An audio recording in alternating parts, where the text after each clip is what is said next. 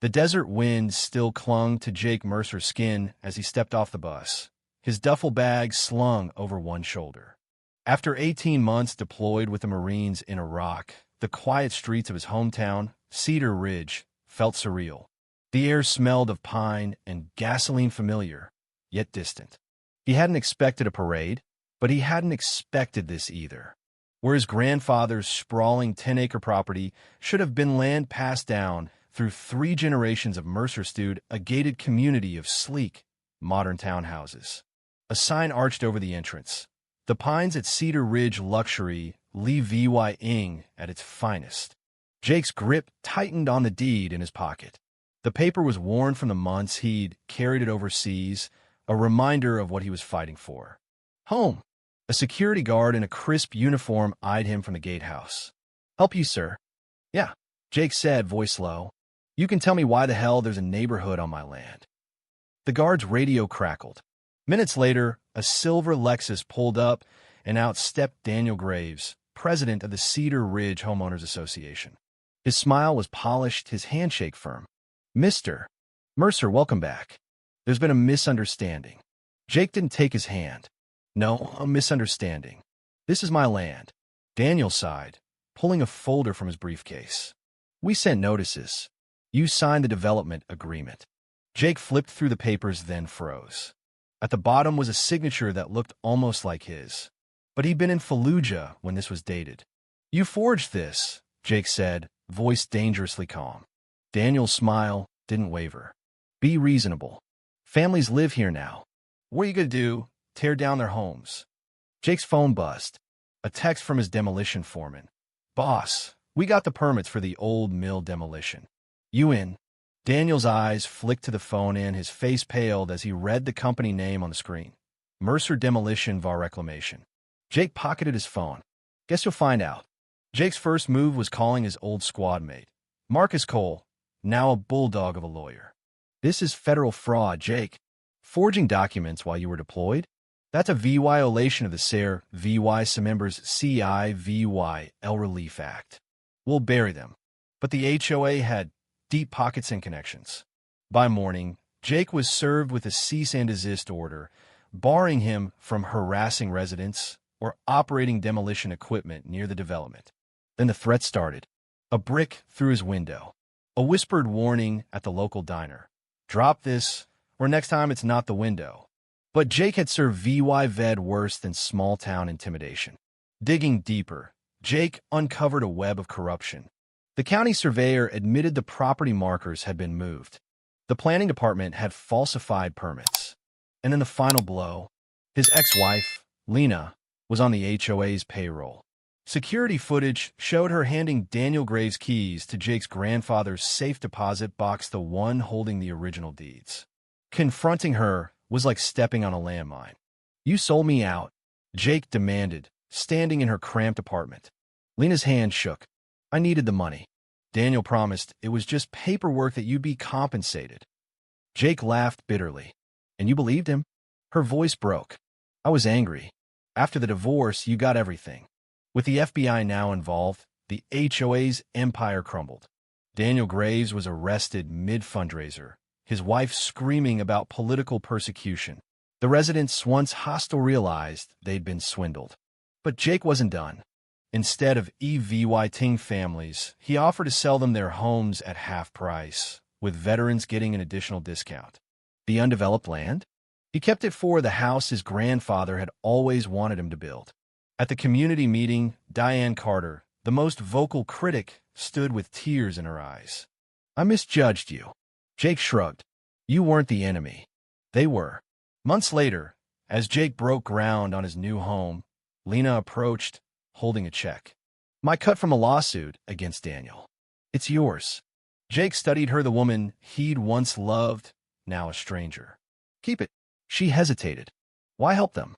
After everything. He looked toward the neighborhood, where kids played in a newly built park. Because it was never about revenge. It was about justice. And as the sun set over Cedar Ridge, Jake Mercer finally felt at peace. The federal courthouse was packed on the day of Daniel Graves' preliminary hearing.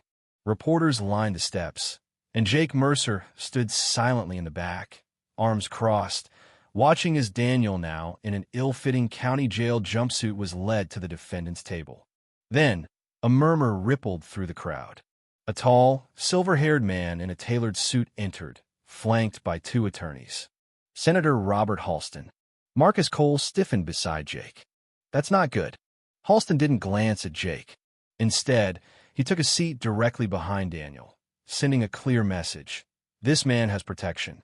The prosecutor's opening statement was strong forgery, fraud, violations of the SARE vy some members CIVYL Relief Act. But then Daniel's lead attorney stood. "Your Honor, my client acted in good faith. The signatures were verified by county officials. If there was an error, it was theirs, not Mr. Graves." Jake's jaw tightened. They were shifting blame. And then came the bombshell. A witness took the stand, Lena Mercer. Lena's hands trembled as she was sworn in. "Ms. Mercer," Daniel's attorney began smoothly, "is it true you vy dead Mr. Graves with access to Jake Mercer's property records?" A pause. "Yes." "And did you do so willingly?" Lena's voice was barely audible. "I needed the money." The attorney nodded sympathetically. "So, this wasn't a theft, it was a business arrangement." Jake shot to his feet. "Objection." The judge sustained it, but the damage was done. The narrative was shifting. Lena, the desperate ex-wife. Daniel, the misled developer. Then the prosecutor stepped forward. "Ms. Mercer, did Mr.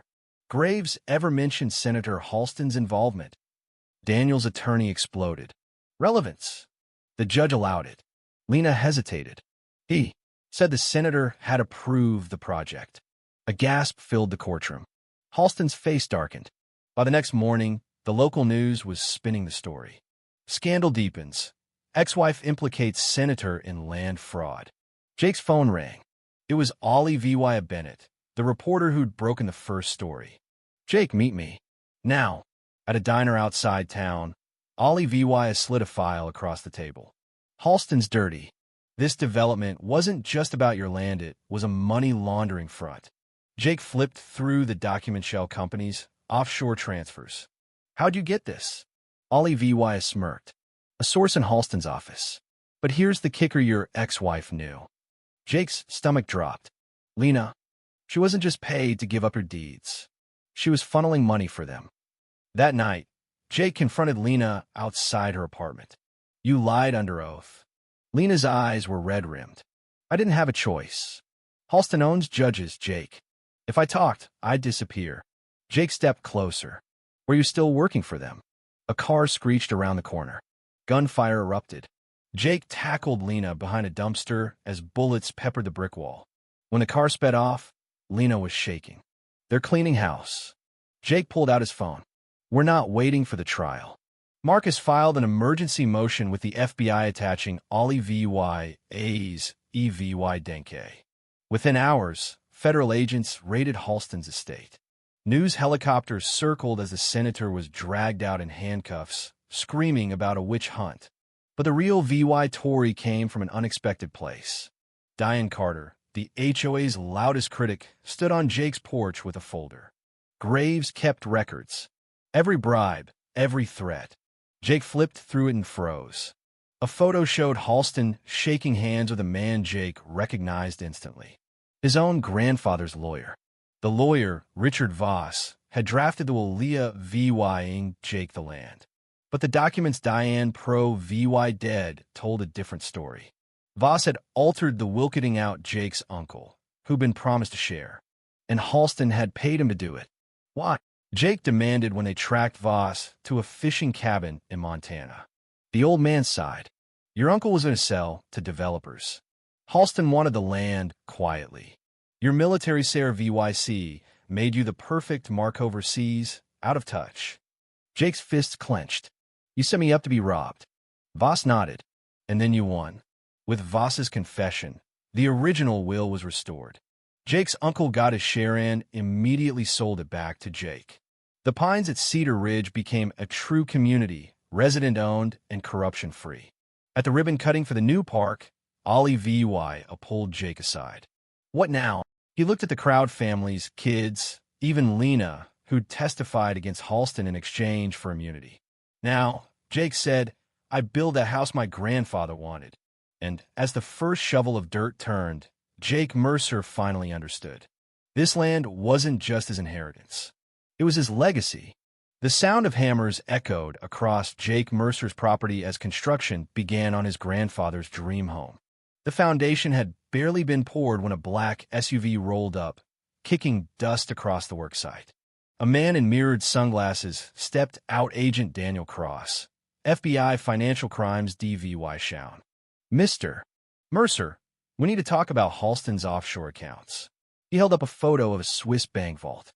"We found $12 million problemas. $12 million problemas. For million is missing." Jake wiped his hands on his jeans. "And you think I know where it is?" Cross smiled coldly. "No, but your uncle does." Jake's uncle, Frank Mercer, sat in a Las Vegas high roller suite when Jake kicked open the door. "You sold me out before I even deployed," Jake said, throwing the bank records on the blackjack table. Frank didn't flinch. "Halston promised me $2 million to challenge the will. I got half up front." He poured scotch into a glass. "Then the bastard stiffed me." Jake's phone buzzed a text from Ollie VY. "Halston's mistress just flipped. Says he kept a ledger. Location unknown." Frank's eyes flickered. "There's a safe deposit box. Keys in my boot." When Jake pulled it out, Frank grabbed his wrist. "You walk out with that. You own what comes next." The key opened box 717 at First Nevada Trust.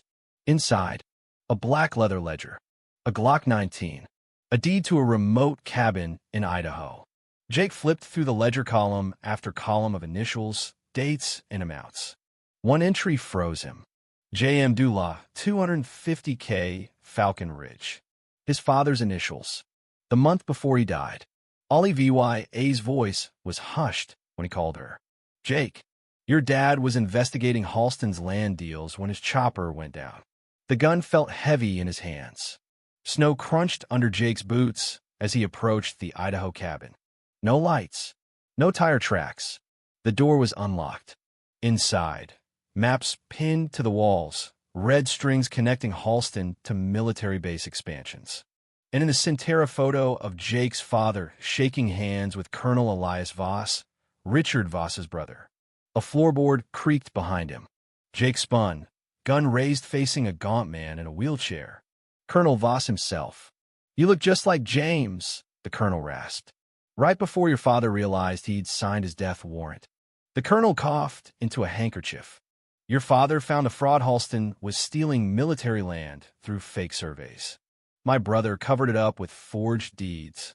Jake's finger hovered near the trigger. "And the Dula, 250K. Blood money." Voss pointed to a file labeled Falcon Ridge. "Your father took it to fake his cooperation. He was going to expose them all." A photo slid from the file. Jake's father's helicopter with cut hydraulic lines circled in red. Jake's phone buzzed. "Cross, we have Halston. He's talking. Get back now." Voss smiled. "Too late. They already know you're here." Headlights pierced the cabin windows. Bullets shattered the glass. Jake dragged Voss into a closet as automatic fire ripped through the walls. "Back exit." Voss wheezed, handing him keys. "Jeep in the RAVYNE." Jake burst out the rear as the cabin erupted in flames. The Jeep's engine roared to life just as armed figures emerged from the trees. One shot grazed his shoulder. Another took out his left mirror. Then he was airborne, the Jeep crashing through a snowdrift onto the highway below. In his rear, VYEW, the cabin burned like a funeral pyre. The FBI stormed Halston's prison cell within the hour. "He ordered the hit on your father," Cross told Jake at the hospital. "But the ledger proves it goes higher. All the way to Secretary of Defense Carl Draycott." Jake pressed the bandage on his shoulder. "What about the colonel?" "Gone. Safe house was empty." Ollie VY arrived with coffee and a headline. "Senator, Defense Secretary implicated in military land fraud spanning decade." Jake stared at the date on the front page. December 18th, his father's death anniversary. 1 year later, Jake stood at Falcon Ridge, a barren stretch of land the military had accidentally ceded to Halston Shell Company. Now, it held a memorial. Captain James Mercer. Beloved father, honored soldier. Truth above all. Ollie VY laced her fingers with his. What now? Jake looked at the construction crews breaking ground on the new Veterans Transition Center funded by the C's Dula $12 million. Now, he said, we make sure no one else has to fight this war alone. As the first shovel struck dirt, a shadow moved at the tree line. A gaunt figure in a wheelchair, watch-thin, vanished into the pines. Chapter 19. The Package. The first snow of winter was falling when the FedEx envelope arrived at Jake and Ollie VYA's cabin. Inside, a faded photograph of Jake's father with 3 other soldiers standing in front of a helicopter-marked Falcon unit. Scrawled on the back in shaky handwriting. They're still out there. V. Jake's coffee turned to acid in his stomach. He recognized 2 faces instantly. Carl Draycott, now disgraced and awaiting trial, and Elias Voss, the missing colonel. The third man was unfamiliar, his face partially obscured by shadow. Ollie VY traced the edge of the photo. Who's the fourth man? Marcus Cole. Jake, turn on the news. The screen flashed with a breaking alert. Former Secretary of Defense Carl Draycott, found dead in prison cell, suicide suspected. A close-up showed something clutched in Draycott's stiff, small, silver Falcon insignia. The National Archives had exactly one redacted file labeled Falcon Unit, 1992 to 1996. The clerk, a nervous woman named Rita, whispered, "This doesn't exist. But if it did, try the old base at Blackwater Ridge." Blackwater Ridge was a ghost town, abandoned barracks, rusted tanks, and a hangar with its doors pried open. Inside, dust swirled in the beam of Jake's flashlight, illuminating a mural of a falcon gripping a sword. Beneath it, a list of names. Mercer, Draycott, Voss, Riker, the fourth man. A sound echoed a click of a safety being released. "Took you long enough," growled a voice from the shadows. Captain Saul Riker stepped into the light, his face scarred, a pistol leveled at Jake's chest. "Your father was a good soldier," Riker spat. "Until he got greedy." Jake kept his hands VY Cybele. "He found out you were stealing land." Riker's laugh was bitter. "We didn't steal. We repurposed. Those bases were rotting. Halston made sure the money went where it was needed." "Into your pockets," Jake countered. Riker's finger tightened on the trigger, then a gunshot cracked from the rafters. He collapsed, blood blooming on his shoulder. Elias Voss lowered his rifle from the catwalk. "Told you they were still out there." Voss's safe house smelled of antiseptic and betrayal. Draycott was the money man, Voss wheezed, bandaging his own leg wound. Riker handled the dirty work. "Your father was supposed to be the fall guy." Jake tossed the Falcon insignia onto the table. "Why send me the photo now?" Voss met his gaze. "Because Riker was coming for you next. And I owed your father." Ollie VYA, who'd been silently recording, finally spoke. "The FBI has Riker. He'll talk to save himself." Voss shook his head. "He'll never talk. But this will." He slid a tape across the table. Draycott's final confession, recorded hours before his suicide. They buried Elias Voss next to Jake's father at Arlington, with full military honors. The press called him a heroic whistleblower who died confronting Riker. Only Jake, Ollie VYA, and Marcus knew the truth. Voss had taken 3 bullets shielding Jake during Riker's final stand. His last words, "Tell James, I kept my promise." As taps played, Jake pressed the Falcon insignia into the fresh dirt. 1 year later, Jake stood on the porch of his finished home, watching the sunset paint Cedar Ridge in gold. The Veterans Center was thriving. The Pines residents had elected Diane Carter as their new HOA president. Ollie VY joined him, holding up a newspaper, final member of Falcon Unit sentenced to life for corruption, murder. Jake exhaled. "It's over." Behind them, laughter spilled from the house. Lena playing with Ollie VYA's nephew, Frank grilling burgers, Marcus arguing about football. Ollie VY kissed Jake's scarred knuckles. "No, it's just beginning." "If you were the one in this story, how would you react? Would you stand up and fight back, or accept the unreasonable pressure and control from the HOA?" Share your thoughts in the comments below. And don't forget to subscribe, like, and share this video with more people. Your small action gives us the motivation to keep bringing you more intense and engaging stories. Thanks for watching, and we'll see you in the next video.